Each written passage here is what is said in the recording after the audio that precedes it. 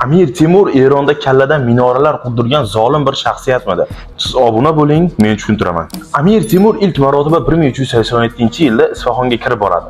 Birinchi safarida Amir Temur Isfahonni yoqmaydi, shaharni vayron qilmaydi, aholini mol-mulkiga ham tajovuz qilmasdan yana o'zini poytaxti Samarqandga qaytib ketadi. Bu safar natijasida muzaffariy davlat yiqilib, Eronda Amir Temur hokimiyati o'rnatiladi.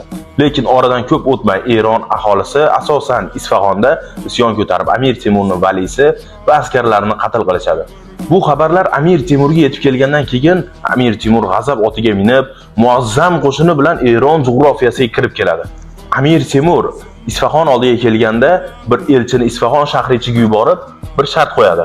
Shahardan jumla ahli ilmlar, ayollar, bolalar chiqishini aytadi. Agar ular chiqishmasa, bu ayollar bolalardan to'kilgan qonga Amir Temur javobgar bo'lmasligini eslatadi.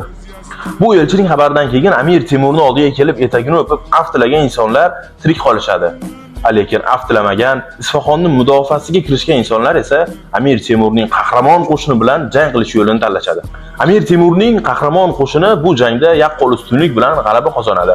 Isfahonni himoya qilgan 50 ming insonni esa Amir Temur buyrug'i bilan hammasini kallasi uzilib, bu kallalardan minoralar qurdiriladi. Toki Turon xoqoniga qilingan xiyonatning jazosi 7 iqlimga yoyilsin. Amir Temur zolim bir inson emas edi. U insonga xiyonat qilgan insonga yana bir imkoniyat berish mumkin edi, lekin bu xiyonat yana takrorlanadigan bo'lsa, Turon xoqonining g'azabidan hech kim qochib qutula olmas edi. Zotan tarix o'qish va eshitish bilan emas, anglab, tushunish, izlanish bilan o'rganiladi. Siz bilan Javohir Karimoğlu bo'ldi. E'tiboringiz uchun rahmat.